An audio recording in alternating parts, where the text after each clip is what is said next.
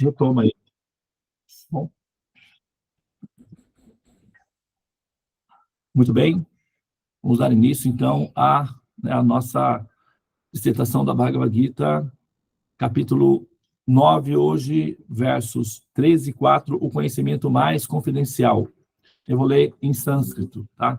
E a Bhakti Tulasi vai fazer a leitura da tradução, e a gente, então, entra na sequência na dissertação, tá?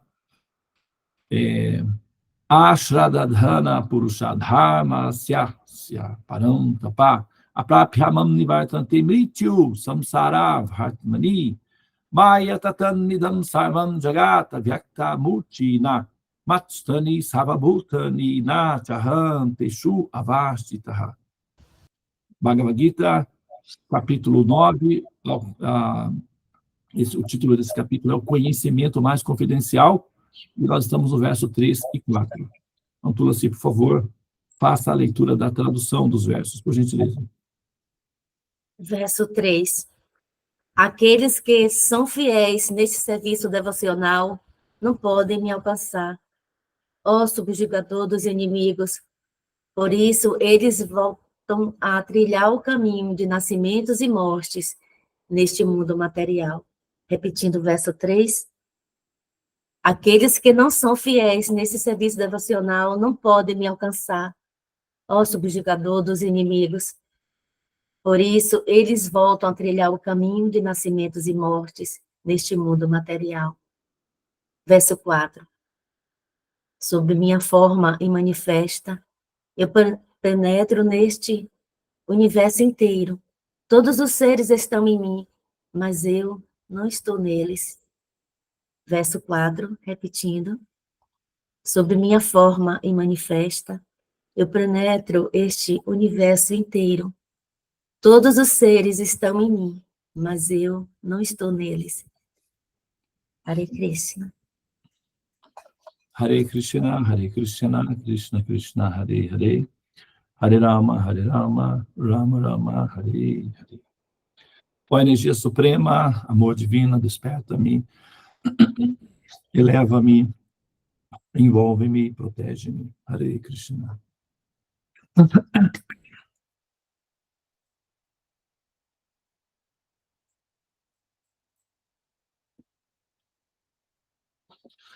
Muito bem, então, Tulasi, obrigado, tá? Perdão, pessoal. Bom, primeiramente, bom dia para todas as pessoas que estão na sala, né? Logo na parte da manhã, normalmente nesse horário, eu estou dando assistência, ou eu estou realizando, né, pessoalmente as cerimônias de fogo, ou eu estou acompanhando a cerimônia de fogo que eventualmente acontece na Índia. Então,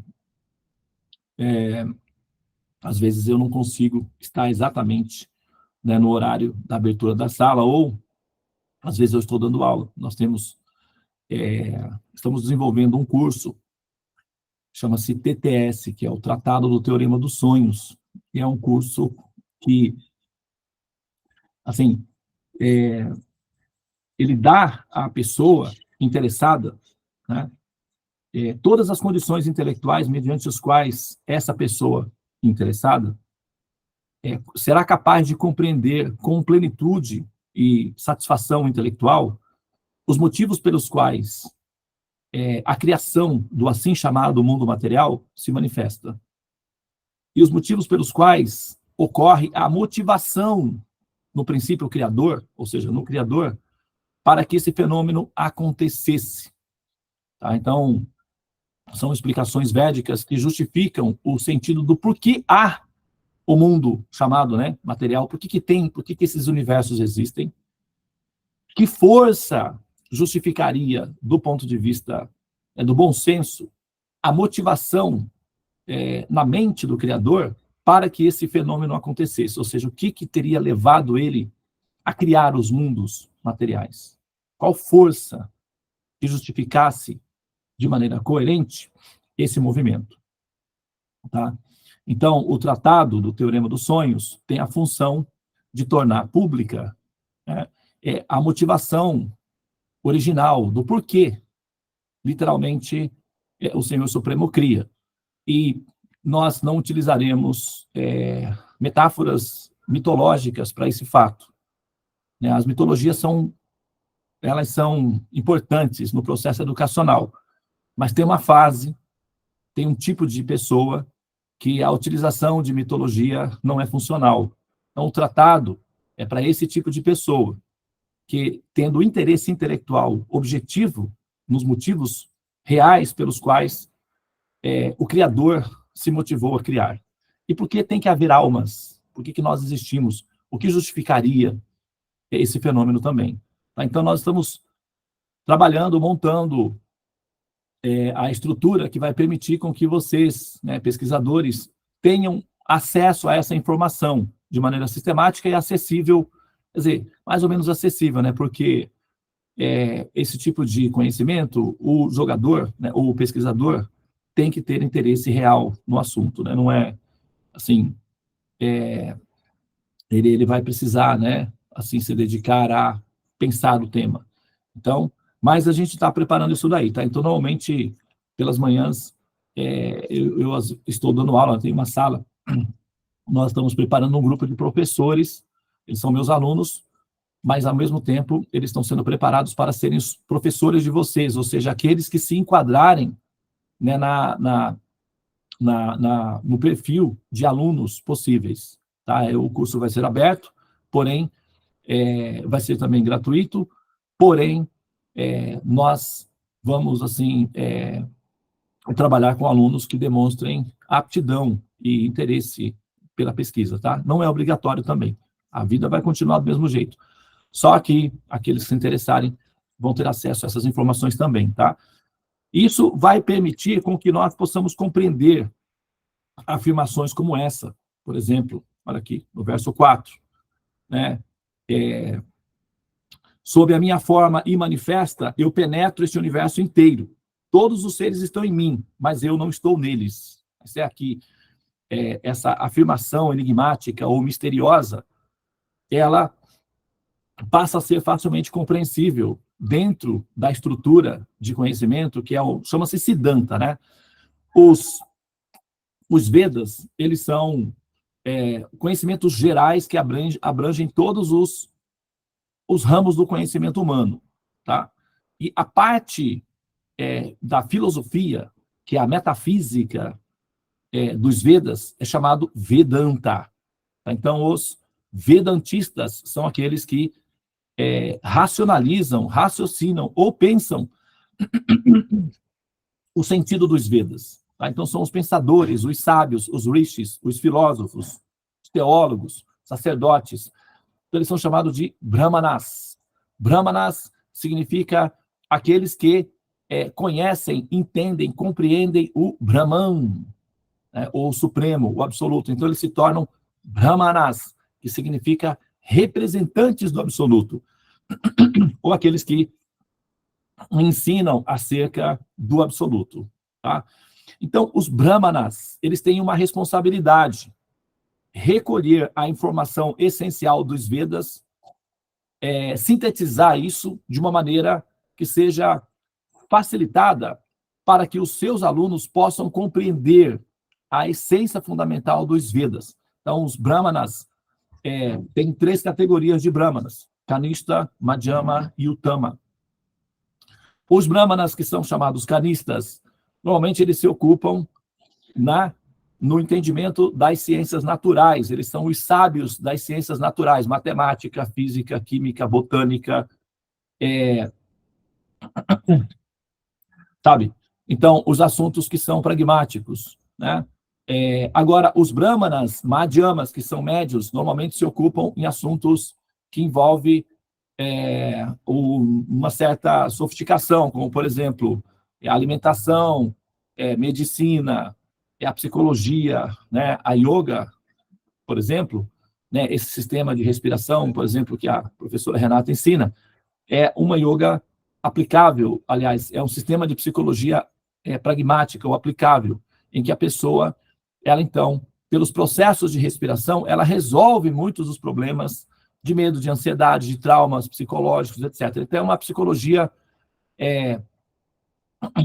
proativa, em que o exercício em si já resolve questões que, né, a pessoa tem e também nem sabe como compreender. Então, o próprio processo em si, ele já trata esses assuntos. Então, a parte da psicologia, né, a parte da questão da saúde, tudo isso é relacionado com os mestres madhyamas. Então, eles são, né, voltados para essa área. Aí nós temos os utamas, que normalmente são os orientadores, né, da sociedade humana. Então, eles ensinam a como os seres humanos possam compreender que eles não são subprodutos da criação material, ou seja, seres humanos, etc., meramente aleatórios, mas sim seres transcendentes, almas espirituais, né, com funções transcendentais. E como atingir a região conhecida como Brahman, né, a região absoluta, a região do Supremo Absoluto. Então, como Krishna está mencionando aqui, sob a minha forma manifesta, então, os Brahmanas, que são aqueles que são os professores, eles são comparados como assim, pássaros, né? Os pássaros, ou a mamãe passarinho, no caso, né? Ela vai à floresta, ela mastiga as sementinhas, ela come os insetos, enfim, ela faz, né, aquele dharma dela de se alimentar, enfrenta os perigos, né, os predadores, etc., e volta para o ninho para alimentar os passarinhos. E como ela o faz? Ela regurgita o alimento já mastigado para alimentar os passarinhos. E os passarinhos, então, são os alunos dos mestres brahmanas, que vão à floresta do conhecimento védico, digerem aquela informação e traz de maneira acessível, ou seja, digerível, para os seus alunos, aprendizes, e, eventualmente, né, os alunos mais aplicados ou mais conscientes do sentido, não é, do processo, eventualmente eles também se tornam discípulos. E o que significa discípulos? Discípulos significa aprendizes que se tornarão os próximos mestres. Esse é o sentido de discípulo, que são pessoas que já compreendem a função e assumem para si responsabilidades de aprender para depois poder também ensinar essa cultura, esse conhecimento que é imprescindível para a humanidade e tão importante, né, para o desenvolvimento intelectual dos seres. E por isso, são essas pessoas que conseguem entender essas informações aqui. Por exemplo, sob minha forma manifesta, eu penetro o universo inteiro. Todos os seres estão em mim, mas eu não estou neles. Então, requer que alguém faça, né, a tradução dessa informação. E esses são os brahmanas, tá? Ou os mestres, no caso, os metafísicos. Então, assim, só para, né, vou ler aqui o primeiro verso, que está explicando que aqueles que não são fiéis nesse serviço devocional, e no sentido, foi colocada a palavra fiel, né? Alguém, assim, decidiu traduzir isso como fiel, que é uma linguagem mais comum, mais compreensível para o público ocidental, que está acostumado com a ideia de fé, com a ideia de, né? Mas o conceito védico de fidelidade envolve compreensão, tá? Os temas védicos, eles não exigem necessariamente que o ser viva do princípio da fé. A cultura em si já é um processo de fé em si, então é redundante essa exigência de fé. O que se espera do seguidor védico é compreensão. Uma vez que ele compreende, está tudo bem, a fé faz parte do processo em si. Então, a tradução para fidelidade aqui, para aqueles que são fiéis, na verdade, pode ser entendido como para aqueles que são constantes. Aqueles que têm, eles são chamados de, esqueci o nome agora, estira. Não, estira é mudança. Mas eles são constantes, né? Isso é determinação, aqueles que são determinados, aqueles que adquiriram compreensão a ponto de manterem-se realizando o processo sem desvios, ou seja, determinação, tá? Então, essa palavra fiel pode ser também traduzida, melhor traduzida, né? Assim como determinação, aqueles que são determinados, aqueles que não são fragmentados, aqueles que não dependem do sentimento mental, das emoções mentais, né? Aqueles que controlam a mente. Aqueles que controlam a mente conseguem fazer um processo de maneira determinada, linear. Aqueles que não controlam eles se fragmentam com facilidade. Então, olha só, depois ele diz, ó subjugador dos inimigos. Para aquele que evolui, qual é o principal inimigo? O inimigo interno. A mente contaminada e apegada à letargia é um grande obstáculo, é um inimigo interno. Então, ó subjugador do inimigo, que é justamente a tendência da mente à letargia e à procrastinação, né, à indecisão. Então, isso é um inimigo interno. Ó subjugador do inimigo. Essas pessoas, elas voltam a trilhar o estado de coma existencial e voltam a renascer. Isso não é uma maldição, né? Cristo não está aqui jogando uma praga sobre aqueles que não, sabe, que não alcançam essa determinação. Ele está simplesmente informando, tecnicamente, o que acontece com aqueles que são fragmentados, com aqueles que não são determinados, com aqueles que não controlam a mente. Simples, eles são arrastados pela mente e são levados de volta para o samsara. Então é preciso aprender a subjugar o inimigo principal, que é a mente letárgica. E só então, né, assim, com determinação, trilhar o caminho, tá, da evolução. O Senhor Supremo, ele tem duas formas. Uma forma que é a forma que é o que se chama de manifesto, na verdade, é como se fosse um aplicativo, tá? Um aplicativo. Por exemplo, vou dar uma metáfora simples para encerrar aqui a minha fala. O WhatsApp, ele está em toda parte, né? Mas onde está o WhatsApp? Você abre o seu telefone, você acha o seu WhatsApp dentro do telefone? Se você sair por aí, né, procurando, né, sabe, furando a terra, procurando o WhatsApp, ele está em toda parte e não está em lugar nenhum ao mesmo tempo. É uma forma real, pragmática, a gente se comunica, a gente se entende através desse aplicativo, mas onde é que está o bendito do aplicativo?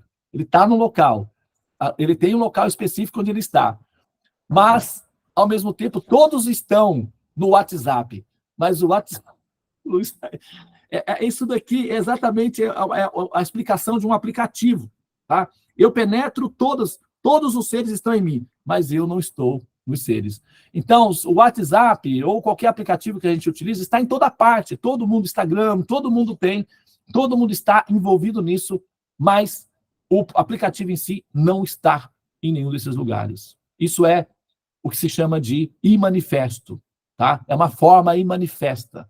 Então, essa forma manifesta, inicialmente, o Senhor Supremo, ele faz essa função, ele entra em todos os universos, só que, ao mesmo tempo, ele permanece na sua morada original. Assim como tem um lugar específico onde o provedor, né, ele gera esse produto, o WhatsApp. Se você for lá nos Estados Unidos, no Vale do Silício, você vai encontrar o prédio onde tem o equipamento, onde são produzidas essas informações todas. Mas, ao mesmo tempo, está espalhado em toda parte. Então, se você for à morada transcendental, você vai encontrar a fonte original desse aplicativo conhecido como mundo material, que está em toda parte. Todos os seres estão nos mundos chamados materiais, mas, ao mesmo tempo, você olha onde está Deus, né? Cadê Deus? Então, ele está em toda parte e não está em nenhum lugar ao mesmo tempo. Isso é uma forma manifesta do Criador. Agora, essa é a introdução, é a primeira parte da compreensão desse Criador, tá? Então, compreender que ele tem essas funções digitais ou essas funções virtuais faz parte do processo da compreensão apropriada do absoluto. Porque se você mantiver a compreensão analógica, você vai ficar procurando ele numa situação localizada e pode ser que você acabe não encontrando. É bem possível. Porque a situação nos mundos chamados materiais é uma situação imanifesta. Agora, nós queremos, sabe, assim, ter um acesso direto à pessoa. Para isso, nós precisamos superar essa primeira etapa, que é a etapa imanifesta. E para isso é que nós estamos nos propondo, né, a fazer esse caminho aí junto com vocês. E aqueles que se interessarem, podem nos acompanhar. E para não dizer que não falei das flores, quem viver verá que não foi em vão, né? E eu quero muito amor no coração. Namastê, Hare Krishna, Krishna Krishna, Hare Hare, Hare Rama, Rama Rama, Hare Hare. Ó energia suprema, amor divina, ó Mahamantra, libertador do ser, desperta-me, eleva-me, envolve-me, protege-me. Hare Krishna, Hare Om Shanti, Namastê, Om Tat Sat. Hare Krishna.